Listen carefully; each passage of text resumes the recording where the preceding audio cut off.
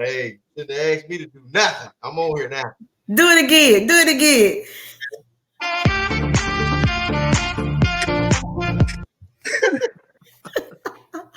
Welcome to Barbershop Conversations. Good evening, and welcome back to the Barbershop, where black men have a voice and they can be heard. If you want to sing a song on here, he can, because he's a black man. You want to dance, he can. Why? Because he's a black man. Anyway, this forum is for and about black men. We have a great show for you tonight.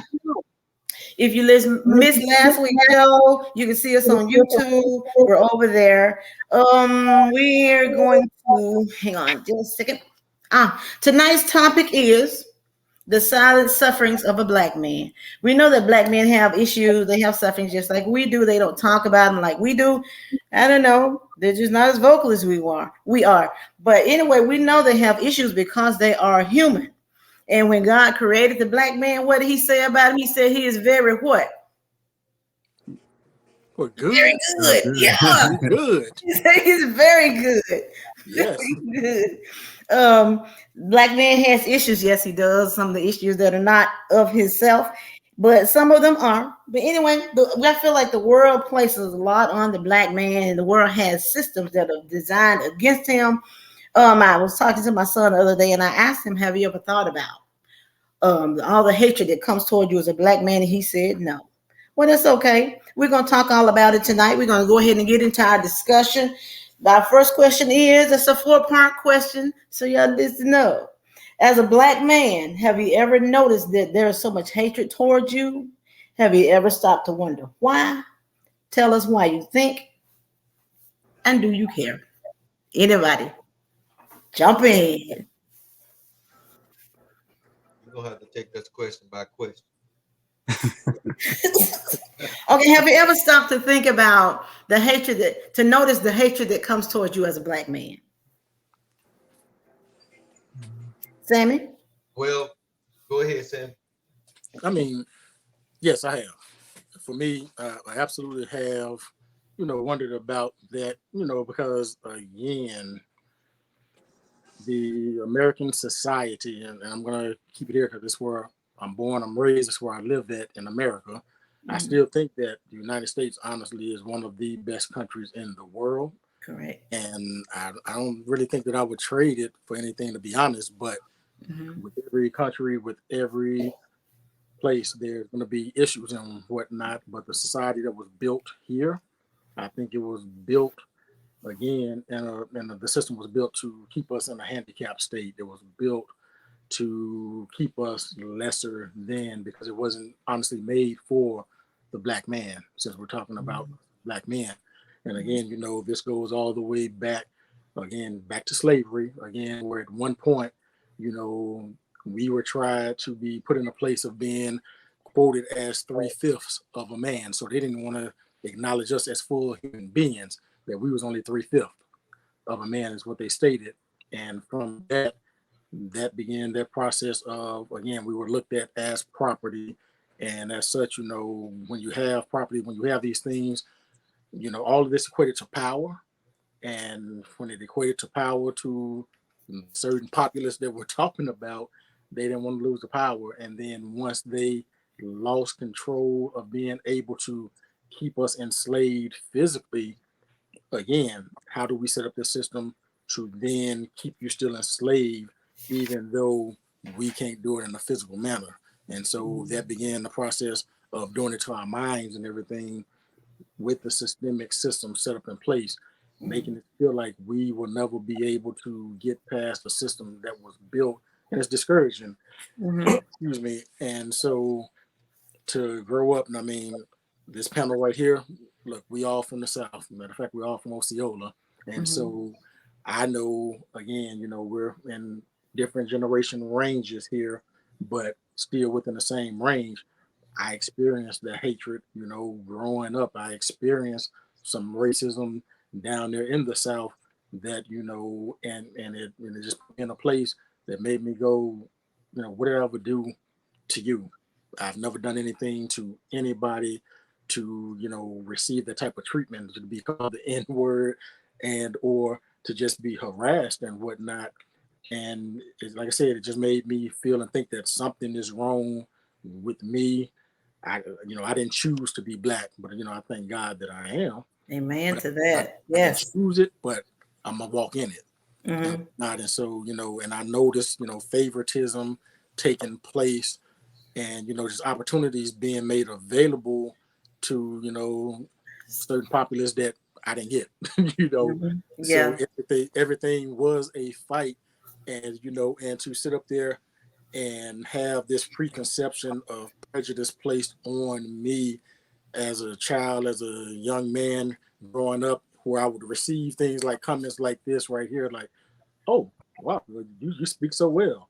What am I not supposed to? Oh, you're well behaved. What am I not supposed to be well behaved?" It's those type of comments like, "Oh, you carry yourself well," and it was said with like some shock. Yeah. Like, Yeah. wow, really? But again, I think the hatred for black men is again because people fear the unknown, and Yeah. sometimes people fear the known. And Mm-hmm. I believe the known that they are fearing is the power that we possess. So Yeah. they know it's there. So it ain't so there's no surprise. They know it's there, so they fear it. And they Mm-hmm. fear that once we embrace that and once we actually begin to walk in the authority of the power that we have, that God has ordained and given us, then we will not be able to be stopped. Mm-hmm. Whatever we set our minds to do at that point is, again, that strikes the fear. That's the real fear. That Yes. we Yes. will become as one and unify, and that unity it scares them to death. And I know, and I'm like, they hate me as a black man because of that. Mm-hmm. Because if I recognize, use my voice, and use the influence that I have, again, if we're talking about the black family, and I use that starting in my own household, then I'm building up a foundation of the next generation that's going to continue to carry that forward and building up what they keep trying to tear down. Right. And let that Right. happen on the watch. So I'm gonna Right. stop there so somebody else can answer the first part of that question and chime in. Oh, Darion. Me personally, I have kind of thought about and noticed the hatred um, that is towards black men. I agree. It seems like that you know slavery in a way has kind of just changed forms. It's never really gone away. Mm-hmm. And you see a lot today. Like if you can't shoot a basketball, you can't run a football, then you basically looked at as being no good, not valuable to anything. So a lot of our young men, like I know a lot of my friends, they feel like the only way they can make it to be something or make it out of the so-called hood or their circumstances is to be able to play sports. And like you get like I personally got around some people that are the opposite race, and they'll tell me like you're so articulate and all this different stuff, and ask, like what am I going to college for? Like you play basketball, and I'm like no, like all my scholarships and everything are academics, and they're just like wow, like really, and I'm just like yeah, Yeah. because I'm much more than performance. Because if you look Mm-hmm. at history, if you didn't perform well, if you didn't do well, like you was second to none. Even though you were already a slave, it's like if you can't do what we ask of you, if you can't perform what we want you to, like you consider to be pretty much nothing. So I feel like it's America. I feel like is one of the greatest countries you could live in as far as the freedoms and everything, the opportunities that you have. But yet it's still, I feel like we will never be on equal footing with, you know, uh, the white race. I don't like to say, I don't like to like be divisive, but the truth is the truth. You're never Mm-hmm. going to be on equal footing, if we If can't, they have their way. Yeah. exactly, if we can't ever like, unite, come together and like make actual change, and Mm-hmm. be able to have those opportunities to, Right. to do so. Right. Right. Tommy, preach to us. I'm not gonna preach. Um, I will say that growing up, I really didn't see much racism. Uh, and for some odd reason, maybe because it was the way I was raised, I was very, very, very sheltered. No shade to my mother, but I couldn't go anywhere. I mean, so I couldn't go anywhere probably based off of what my mother went through in the 60s, you know? So I No, didn't experience we went everywhere. well, you've experienced some racism and you and your sisters and such, you know, all of y'all, and I heard your stories, but I really didn't experience that in the town. I didn't start seeing that separation until I got into the corporate world. When I got into corporate America, that's where I started to see, hey, you're not, um, and I was treated differently. I mean, I remember even working before I started in my healthcare career, where I couldn't advance uh, higher than a certain position. You know, having my bachelor's degree just as equal as anybody else. You know, they were grandfathered in, and I had more credentials than them and knowing the job, and I could only plateau so high. And Mhm. so I had to leave that corporation to go to another corporation in order to exceed, you know, Mhm. there. So like Brother Darian said, it's slavery is still uh, in play. It's just in a different form now. Yeah. It's more like the spirit of slavery is still here. Correct. They can be actual, but the spirit of it is certainly still here. But I want to comment on something that O'Darian said. He was saying that no matter what we do, we're still not good enough.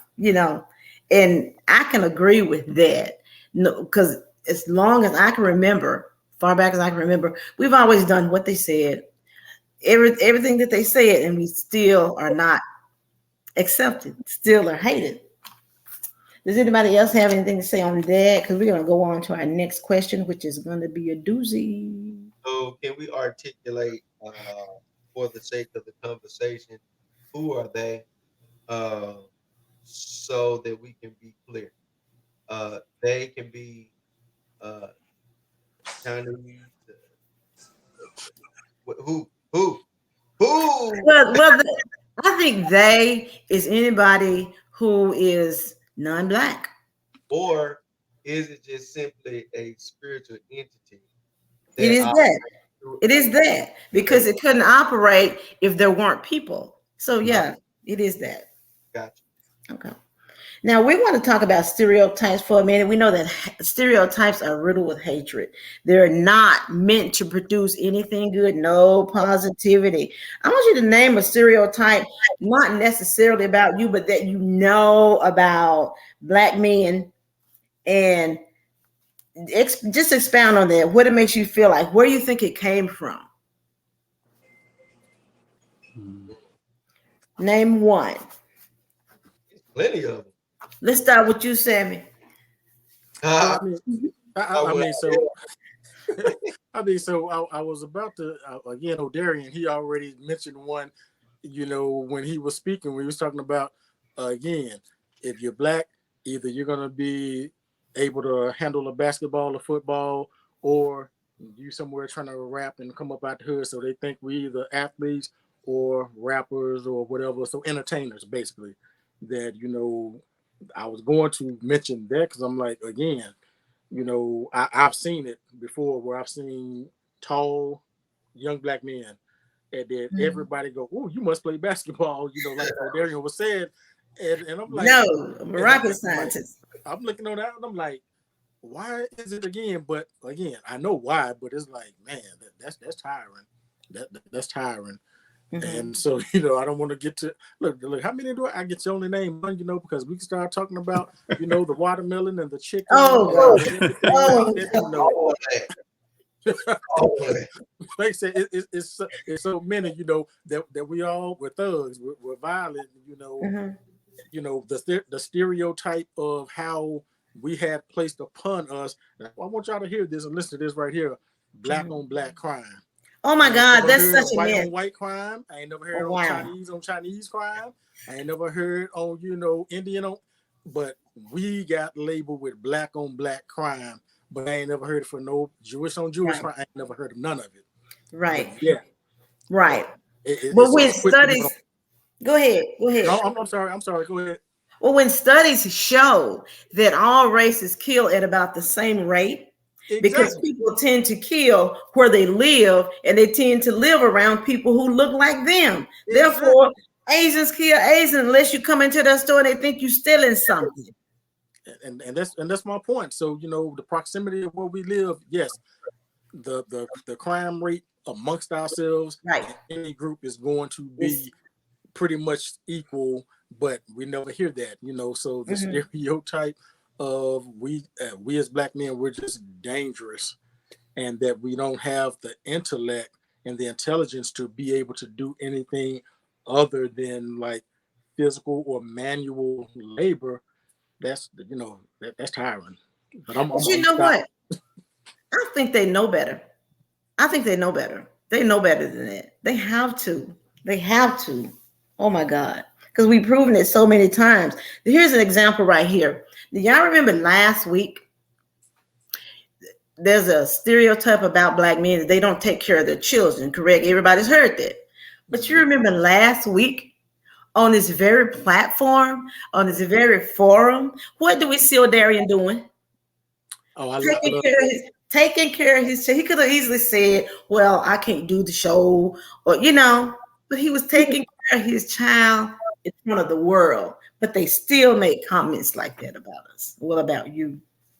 I mean, but and I love the fact that he did that, and I'm glad he did it. Yes, And I'm gonna yes. say it bigger because what's encouraging to me about it is that it's a young man, it's a young black man that's Hmm. doing it, and it just does my heart good because again, every one of us, we're not out here just making babies and then like I said last week, abdicating the responsibility of our children.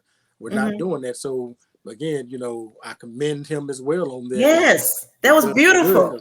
because it's this next generation that's like I'm gonna step up and I'm going to be a man. And at that, and my prayer is going to be because I'm not sure what your background is, but a godly man. Because to me, Hmm. that right there, the foundation of a godly man, it matters because now you can start pouring in, like I said earlier, start building that foundation out of your own house, and then it Hmm. can continue to grow. So, yes, I love it. Thank you. Yes, yes. Baker, Who knows? I'm sorry. Oh, yeah, stereotypes. Yeah, y'all didn't go yet. Come on, preacher Baker. Why I gotta be the preacher and stuff, man? Okay, all titles aside, you're right. You're right. All right, we're dismissing titles this evening. Okay, you're right. Yeah, I'm about to Yeah, yeah, let the Lord use you. Let the Lord use you. throw scriptures out. Now, I really just I live those stereotypes. I mean, fatherless, home and so on and so forth. Those are.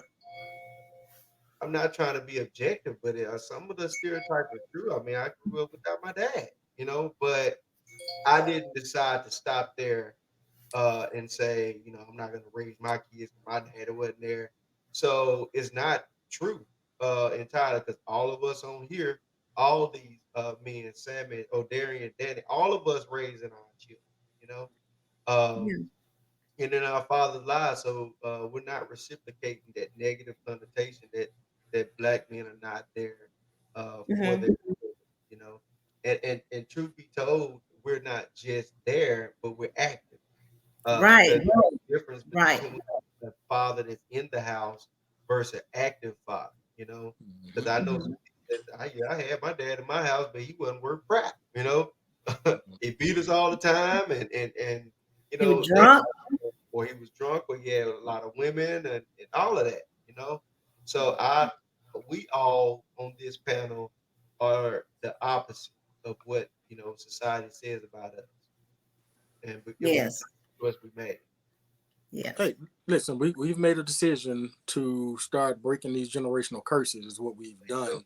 And so, yes, we all are recipients, partly, like I said, of fatherlessness and not active, like you said, but we stepped up and said, that ain't gonna be the story for our children. We go break Hmm. that. Look, if they gotta stop somewhere, that generational curse gotta be broken somewhere. And I'm Hmm. glad that we have a panel of men on here that's saying, I'm gonna be the one. I'm gonna Yeah. be the one to sit up there and set that foundation. So Yeah. that's the good stuff. Sir. Yeah. I mean, because I honestly, I heard all the thugs and all that. Again, I couldn't do any of that stuff. So I wasn't You, that stereotype. Even if I walked the streets, I wasn't looked upon as look at that thug because I was always taught to, pull my pants up, wear my belt. Everything that we portray, it starts at home, you know. So w- I was just taught to be a different kind of man because society is going to look at you. They've already coined you as a troublemaker, and so on and so a gang member, all of that, you know. Uh, mhm, my son even asked, so he said, "Dad, can I get some dreads?" And I was like, "No, you can't get dreads." I mean, I understand, I understand the history behind it and such, but as my grandfather told me, if you're in Rome, you do as Romans do. So, in order to survive, you look at Trayvon Martin and all these other innocent young black men that lost their lives, just being black, not doing anything wrong, but it's just they fit the description of, mhm, um, and it's just unfortunate we can't uh, walk around with dreads without being corny. I mean, if Danny was on here, he could tell you his story as a lawyer, a black lawyer, and he had dreads, mhm. and they looked at him like he didn't belong, but they hated his guts because of the dreads. It wasn't because of anything else. He was smart as they were, but it was Mhm. the fact that he was a black man that didn't fit the bill as they wanted him to look, and he had all the knowledge that they had. Wow. Wow. Um, let's go to the next question. This is actually the last one. It'll probably take us to the end of this podcast. But there is, y'all old enough to know this now, there is a great chasm between males and females, specifically the black ones. Ugh. Oh, you I want want to, just a great divide. There always has been for as long as I can remember. There is this book that I have. It's called "Do Black Men Hate Black Women or Black Women Hate Black Men?" It's one of the two. And one of the parts in there, there's this excerpt in there where the author, his name is Al Reynolds III. I didn't like that book at all. Anyway, he said that one of the reasons why that exists is because the mothers and the grandmothers got together with the girls around the fire or around the table picking peas. Hey, I've been that girl. I've been with my grandmother and her mother around the table shelling peas, or I've been there. But he said the reason why that exists is because as they sit around said table picking said peas, the women instruct the girl on how to treat men badly. And that is so not true. That is, well, not for me, because I've been around the fire with mother and big mama. We didn't talk about me, and I don't know what they were talking about, but it wasn't that because I was lit, so I remember that. Well, anyway, that's one thing he said. I hate that book, and I'd rather read the Little Red Hen than read that book. Anyway, that is something that he said. But let's talk about why that great divide exists, why it exists, in your opinion, why we can't seem to get along, why we can't even seem to converse, why we just can't set, as old people say, set horses. Why? What's going so, on so let's be clear. You're saying there's a divide between the black man and the black there? Hmm. woman, or man to woman. What are you saying? Be specific so we can answer it appropriately. Okay. Okay.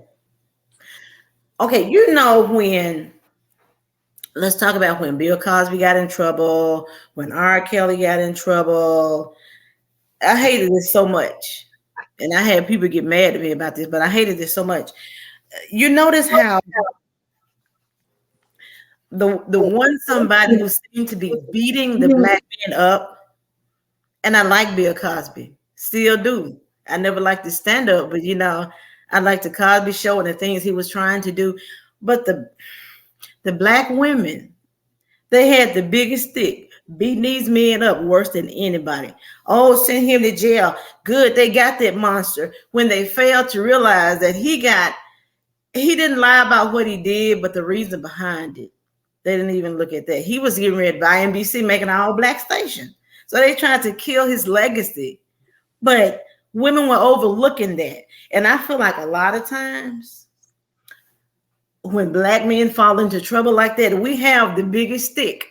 We throw the most blows. And that's the absolute truth because I've seen it too much and I hate it so much. Mm.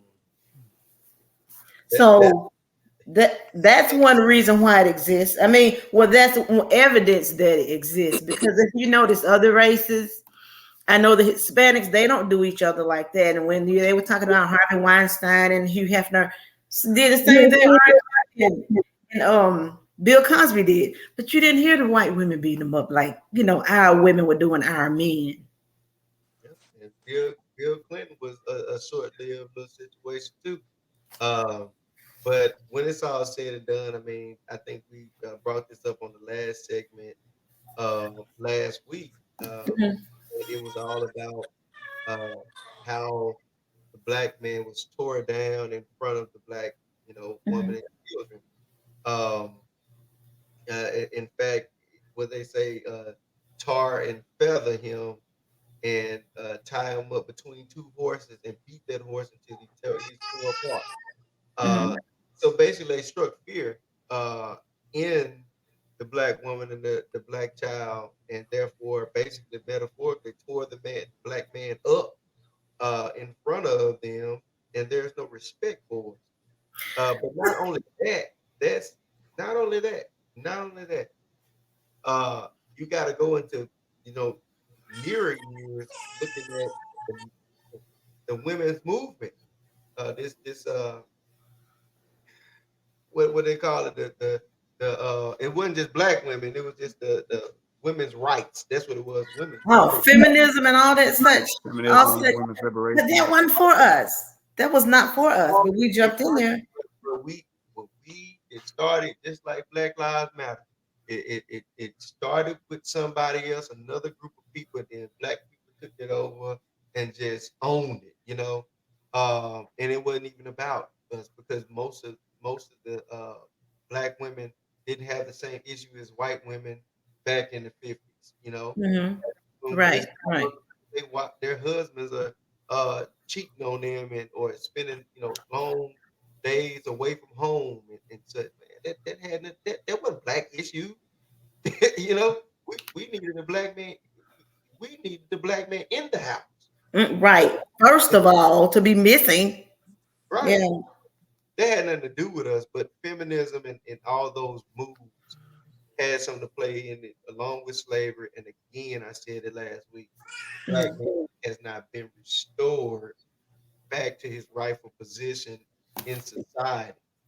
There's no restoration that has happened. And I want to say this.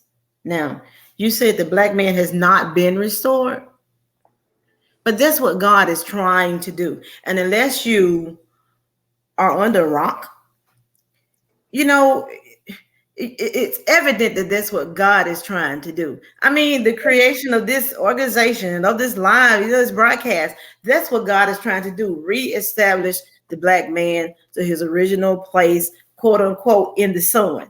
That's what he's trying to do. But I don't know. I know that the black woman, she plays a big part in the black man being beat down because, say for instance, a couple, they go through a divorce. Why is it that after the divorce, they can't get along. They can't even be friends, they can't co-parent. A lot of times you hear about the husband, he killed the wife, because he was mad or whatever, didn't want to pay child support, didn't want to pay alimony. See, it's that kind of craziness when that didn't always exist between them. So how does it come to be? I'm I'm, asking you. I'm I not have gonna. the women's point of view, but Well, you let us know, speak then, woman. How about what that? what did you say? So check this out. Salmon said it. He was talking about it last week about uh what was it? More so the what was it, Sammy, that you said about the because the mama was talking about the black woman. Oh, sorry, not mama, but Helen. Sorry, The hosts. my bad, the host. Uh, More so, you was talking about how the black man. I'm trying to figure out. I'm trying to articulate how you said it last week. Um, but I'm gonna give y'all a chance, and then if you come back to me, I'm gonna get back to it. Go ahead. But Sammy was saying that the black man often gets torn down Yeah. in front of the black woman, and she has no more respect for him. Hmm. That doesn't make any sense to me. I'm not saying you're wrong, Sammy. You are completely right. But if you see somebody denigrating your mate, how can you be mad at him about that? But he was saying something about the system, how the system was set up. It was Mm-hmm. set up for us to be successful. That's what we was talking about last week, Mm-hmm. and therefore, pretty much it wasn't any need for the man. The woman didn't find us needed, but he said the system was set up for us to fail and not even be successful. There's no place for us actually, you know. Mm-hmm. Mm-hmm. But I don't remember specifically how. I got to go back and watch that segment. Do you remember that portion that you was talking about, Sam? I mean, I think I was talking about, again, where, again, us as black men, we got replaced by systems of the government, Yeah, that's what you was talking welfare, Section 8, things like that right there that would purposely drive us and keep us out of the home, Mm-hmm. the whole school pipeline, prison, about. Yeah, all of those things, even, when it was on the level of we're going to prison because we're getting arrested for crack at the yeah, time, selling crack and stuff like that. And it's 100 times the sentence of somebody selling cocaine and whatnot. And all the harshness of that, those type of things. But then it just became the government going, okay, well, he's not around. At some point, he may get out for whatever the crime may be. But here's an incentive to you as black women. yeah. They're If right there. you don't let him back in, then we'll give you a house. We'll give you food stamps. So we're putting In food in place your of. mouth. It's those type of things. And so, yeah, so you can pick up from there. I'm just saying, how did this system even work? Oh, hold on. Let Darian say I'm, his. I'm sorry. I'm supposed to be quiet anyway. Oh, go ahead, Darian.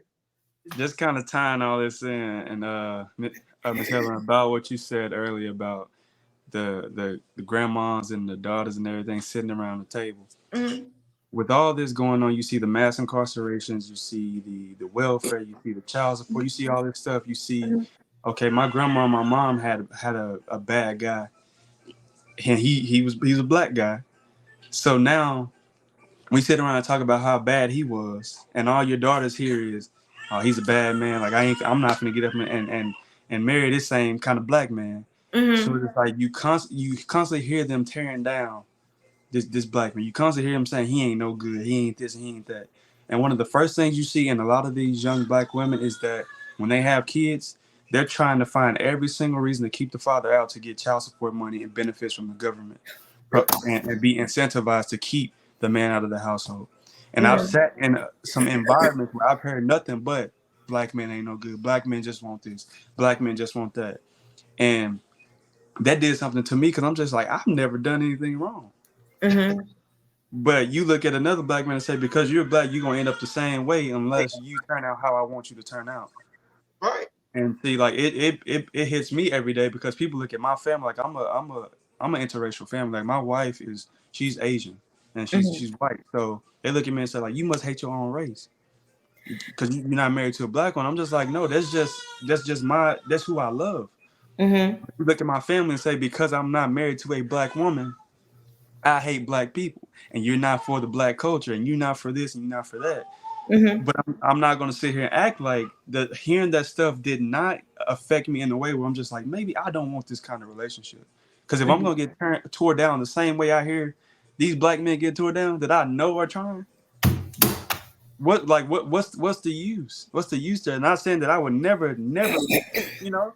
But my wife is my wife, my family is my family. But you cannot look at another grown man that can make his own decisions and put that Mhm. on me and say I have to like that I'm going to be the same way he turned out. Like that's just not the Mhm. case. Mhm. Right. One thing that I heard black women say over the years, this is even when I was younger, black men are dogs. I used to hate to see them hate. I used to hate to hear them say this even when I was young. I How heard you it gonna call them all the dog just because you chose somebody that was no good? Yep. all And men. what about I don't need no man? Yeah, you do. You Yep. do. Because the word said God made man for woman and woman for man, and that's what you need. Chick. Shoot. Well, where did I hear it come from? Feminism and What? the women's rights. Well, I think black women just need to shut up sometime. They just Well, need to be quiet. but society is teaching them. Mm-hmm.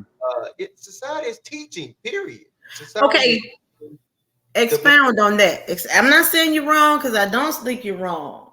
well. How do we? It's vanity. It's dealing with materialistic things. Your weave, your lashes, your butt, your breast, all of that. So if All that boat stuff? yeah, it's Oh, boss it's stuff. gone. On the flip side, they women like that. Most of them are looking at regular guys like us as lames, right? Because they because we want to handle business and take care of our family and be respectable, and we're not into all of that cosmetic stuff. Mm-hmm. And somebody taught them that's what you want. No, I ain't got no six pack. I got a four. I got a four. I got a four pack and a possible. But I'm telling you, but that's what they want. They want somebody chiseled. They want somebody that looks like whatever society has portrayed to them, rather than the hard worker, rather than the one who's smart, rather than the one who's has the ingenuity uh, to take care of their family. So society is teaching these women the wrong things to be after, you know, and that's What's why they the benefit? What's the benefit? In Proverbs, they say a wise woman builds her house, but a see. foolish woman tear it down with her hand.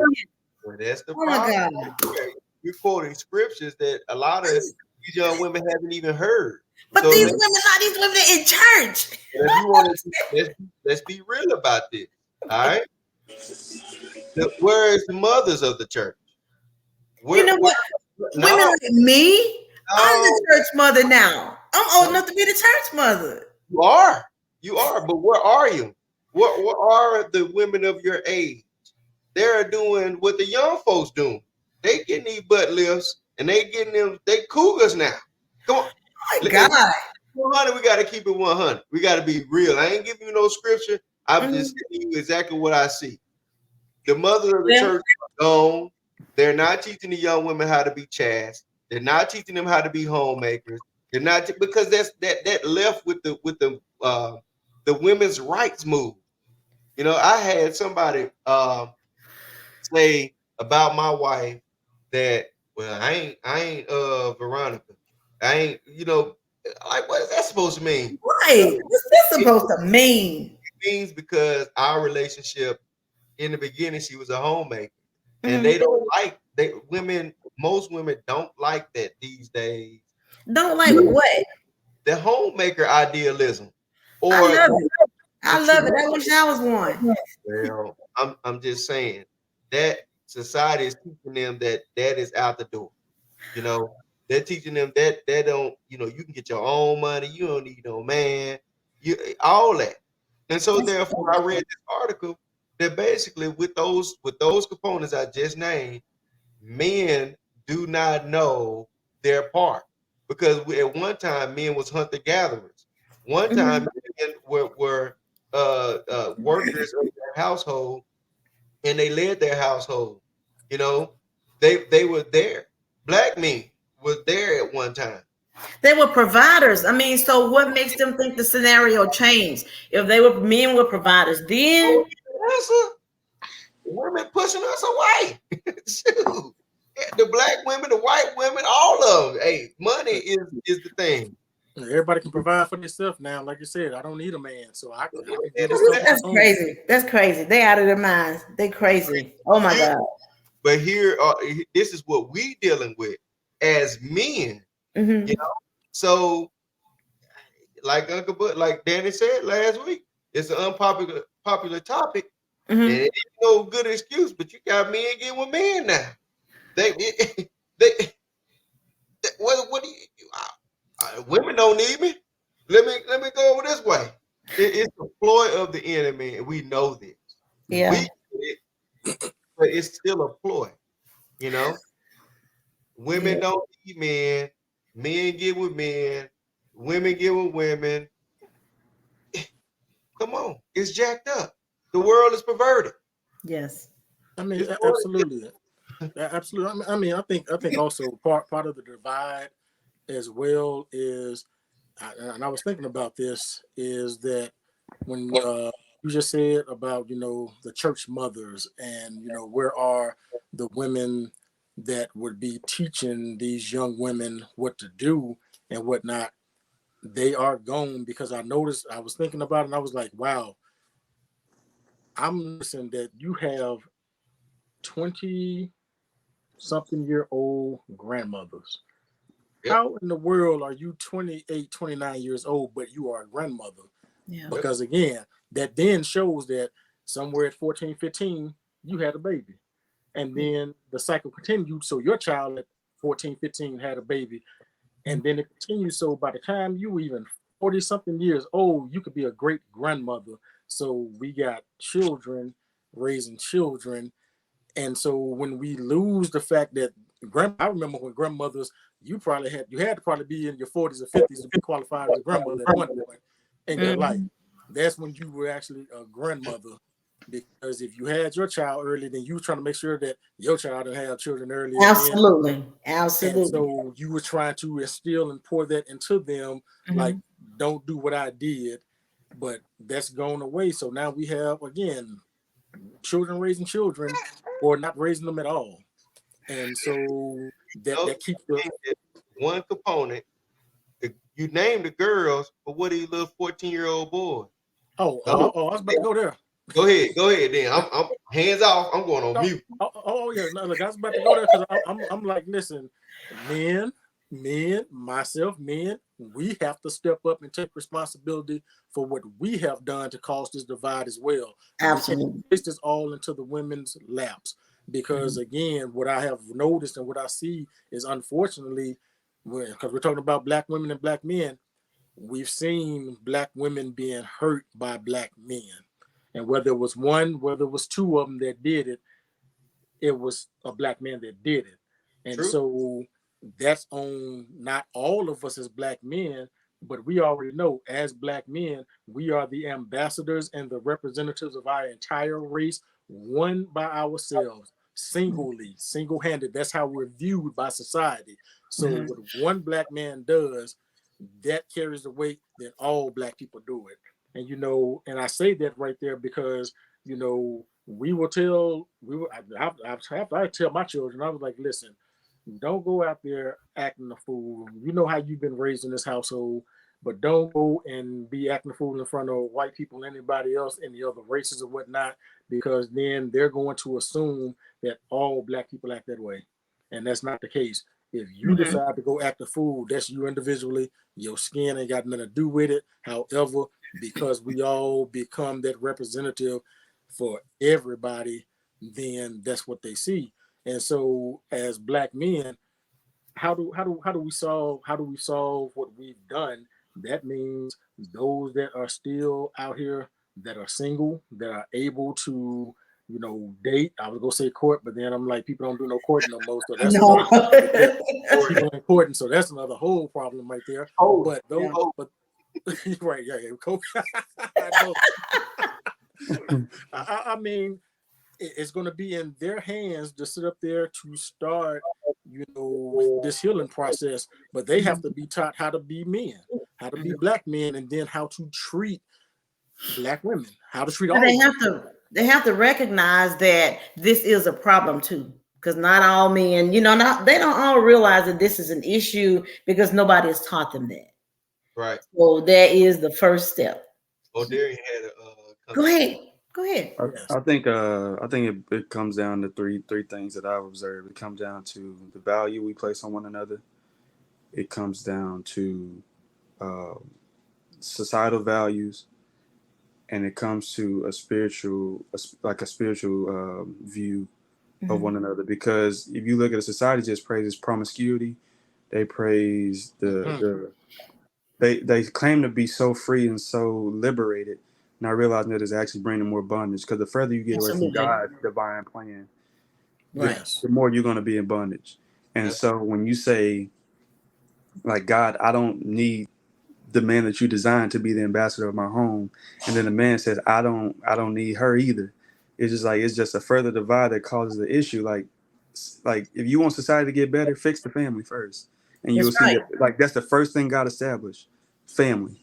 So Mm-hmm. when you see that breakdown, like along with society pushing these values and pushing that, oh, all you need is the money, you need the sex, you need the clothes, the cars, the value is gone. Like you, it's just what can I get from you? Like, Mm-hmm. the Bible Right. says people are going to be lovers of themselves more than lovers of God, more than lovers of His word, more than lovers of His values and morals. Like, if you continue to see that decline, it's just going to continue to get worse. And our Yeah. music, don't even get me started on the music. You know Oh, what? That's oh, another show, that got to Darian. be a Be whole nother quiet. show. Yeah, that got to be a That's whole another nother show. show. Woo. And like y'all were saying, with the absence of the older women, older men, I feel like there's a lack of accountability. There's a lot of, you know, a young man gets locked up is all that, free you and stuff, but it's never, bro, don't do it. Right. It's not Right. enough of that. It's not enough accountability and mentorship with the older generation. It's Mhm. just like, when is it going to be communication on both parts to see, like, how can we create something better? You know what? Well, that's what we're doing here. That is the purpose of this forum. And I'll do it as long as God says. But we're out of time for the night. Thank you guys for coming on. We will meet again, not next week, but probably the week after then. Y'all have a good night. barbershop conversation. Y'all have a good one. Yes. Good seeing All y'all, brother. right.